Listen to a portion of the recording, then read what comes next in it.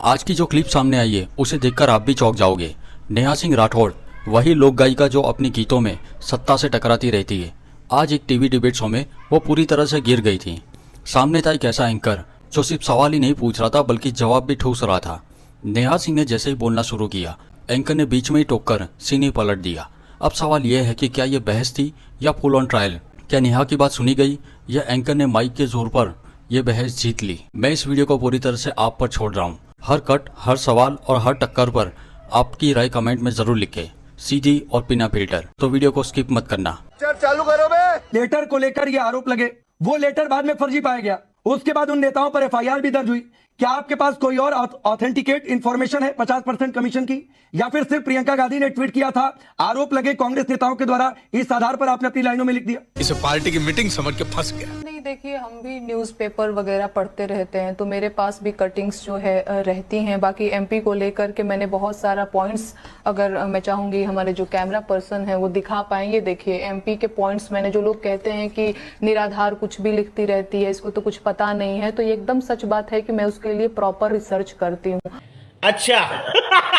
और अब ये देख लीजिए, मैंने एमपी के पॉइंट्स लिखे हुए हैं यहाँ पे, किसान, शिक्षा, स्वास्थ्य को लेकर के तो मैंने रिसर्च की हुई है, जल को लेकर के, बिजली, गरीबी, महंगाई, कुपोषण, बेरोजगारी, उद्योग, निवेश, कर्मचारी, श्रमिक, आदिवासी, अनुसूचित जाति, महिला एवं बाल अत्याचार, इस सारी चीजें देखिए। 50% कमीशन को लेकर क्या इन्फॉर्मेशन है वो बता दीजिए। मुझे अपने घर जाना है। हाँ, जो भी आपने वो ठेकेदार वाली बात कही कि लोगों ने लेटर लिखा था कि हमारे साथ इस तरीके की चीटिंग हुई है, तो हाँ, उसकी कटिंग। अरे वो लेटर ही फर्जी है, हम भी न्यूज़पेपर, नेहा वो लेटर ही फर्जी है। नेहा, मैं ये कह रहा हूं कि जिस ठेकेदार के लेटर की बात आई थी, अगर आपको मेरी आवाज सुनाई दे रही है, जिसमें उसने कहा था 50% कमीशन खोरी की बात, वो लेटर ही फर्जी पाया गया, तो ये तो आरोप ही निराधार हो गया। ये हुई ना बात। नेहा, आपको मेरी आवाज आ रही है? अच्छा, आवाज चेक करिए, कुछ टेक्निकल प्रॉब्लम है। शलभ मणि, मैं आपके पास आता हूं। ये पूरी तरीके से पहले यूपी में काबा सीरीज आया था, उसका जवाब भी तब आ गया था। मैं कन्हैया मित्तल से पूछूंगा आपसे बातचीत करने के बाद कि उनके पास इसका कोई जवाब है क्या। लेकिन ये फिर एमपी में इस तरीके का गाना, ये क्या वाकई आप लोगों को लगता है कांग्रेस प्रायोजित, या एक लोक गायिका को स्वतंत्रता नहीं है कुछ कहने की? अभी मजा आएगा ना भिड़ो। राकेश जी, नेहा सिंह राठौर जी महिला हैं, कलाकार हैं, अच्छा उनका सुर है, हम सब बहुत सम्मान करते हैं। और हम लोग तो जो लोग भी कला के क्षेत्र से जुड़े हुए हैं, महिलाएं खासतौर पर, उनका बहुत सम्मान करते हैं। मैं उनको कोई सवाल नहीं उठाना चाहता, लेकिन देखिए, ये सवाल अगर आपके जहन में आया है, राकेश पांडे जी के जहन में सवाल आया है, तो बहुत सारे लोगों के जहन में सवाल होगा। बात तो सही है। नेहा सिंह जी ने उत्तर प्रदेश में भी बहुत सारी कविताएं लिखी थी, बहुत सारे गाने गाए थे। उत्तर प्रदेश आती हैं, मध्य प्रदेश जाती हैं, कभी उत्तर प्रदेश में वो काबा ढूंढती हैं, कभी मध्य प्रदेश में काबा ढूंढती हैं, कभी वो राजस्थान में जो रोज बलात्कार की घटनाएं हो रही है उसमें उनको काबा नजर नहीं आता है।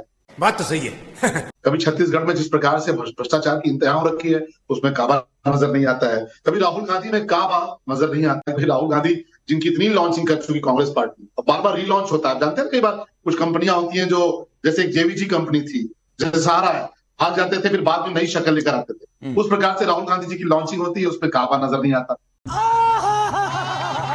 इनको जब कोई टॉपिक मिलता है तो अगर आप उठाकर देखिएगा, तो मैं इन पर कोई सवाल नहीं उठा रहा, इनका अधिकार है। और ये लोकतंत्र में हर किसी को अधिकार है कि वो किसकी आलोचना करे, अभिव्यक्ति की आजादी है, हर किसी को इस बात का अधिकार है। और मुझे लगता है कि इसको इतना गंभीरता से लेने की आवश्यकता नहीं, मुझे ऐसा लगता है। नेहा जी अपना काम कर रही है, मध्य प्रदेश की जनता अपना काम करेगी। ये सवाल मैं आपका टॉस कर देता हूं। नेहा, जो बातें शलभ मणि ने कही, राजस्थान की बात, वहां भी भ्रष्टाचार की बात, आपने एमपी के गाने में पटवारी पेपर को लेकर बातें कही हैं, राजस्थान में पेपर लीक घोटाला सामने आया, वहां करप्शन की बात को लेकर, कमीशन की बात को लेकर राजस्थान सरकार के एक मंत्री राजेंद्र गुड़ा सामने आ गए, उनको बाद में कैबिनेट से ही हटा दिया गया। तो राजस्थान में भी काबा लिख रही है क्या? मुझे अपने घर जाना है।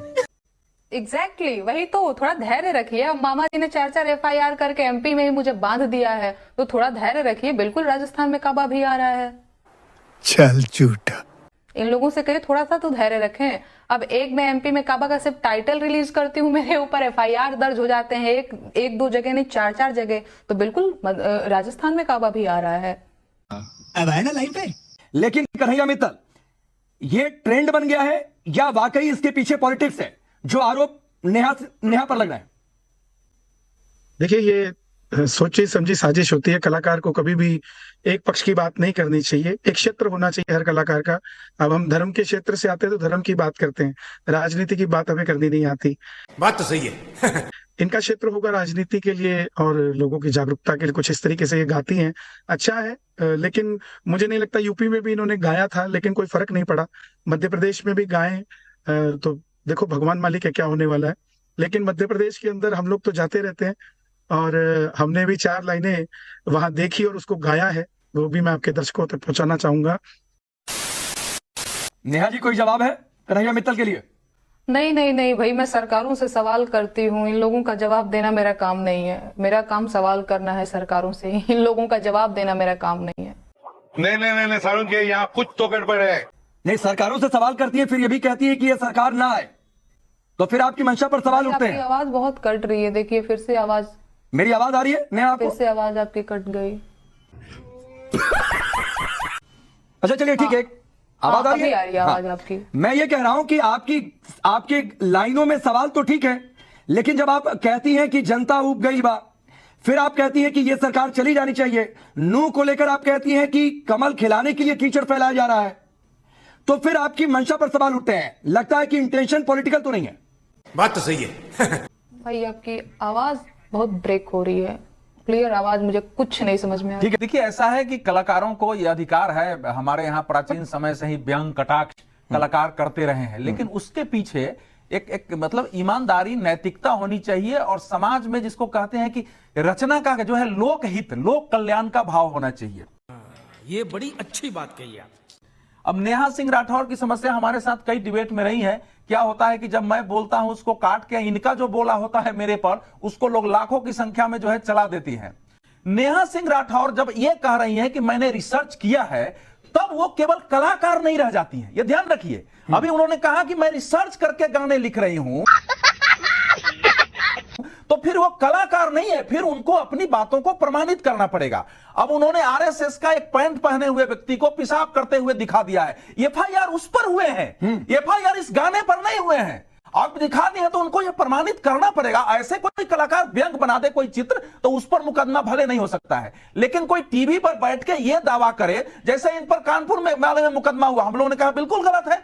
बात तो सही है। एक कलाकार को अपनी बात रखने का अधिकार है, उसमें पुलिस दरवाजे पर चली जाए, लेकिन मध्य प्रदेश में जो इन पर एफआईआर है उसमें इनको प्रमाणित करना पड़ेगा। दूसरी बात है कि इन्होंने अपना, एक बार अगर आप आरएसएस के व्यक्ति को किसी पेशाब करते हुए दिखाते हैं तो आपको जरा ये भी बैकग्राउंड जानना चाहिए कि आरएसएस से हमारा विरोध हो, असहमत हो, सबसे ज्यादा अगर मध्य प्रदेश छत्तीसगढ़ में किसी संगठन ने आदिवासी के बीच काम किया है, एकल विद्यालय और बाकी लेके है, और इस कारण आदिवासियों का एक आरएसएस के प्रति बड़ा आकर्षण है वहां, ये हुई ना बात। उसको लोग देख नहीं सकता है। तो रिसर्च करने वाले को यह पक्ष जो है सामने अगर नहीं है तो यह माना जाता नहीं। मैं जो कह रहा हूं, मैंने पहले भी इनके बारे में कहा है कि देखिए एक दुनिया भर में इस समय आरएसएस बीची नरेंद्र मोदी को लेकर एक टूलकिट गैंग जो है चारों तरफ खड़ा है। मजा आया। तो दोस्तों इस विषय पर आपकी राय क्या है मुझे कमेंट में जरूर लिखें, और इस तरह के मजेदार वीडियो देखने के लिए वीडियो को लाइक और चैनल को सब्सक्राइब करने के साथ साथ नोटिफिकेशन बिल को भी ऑन जरूर कर ले, ताकि मेरे आने वाली वीडियो आपको मिलती रहे। जय हिंद, जय श्री राम।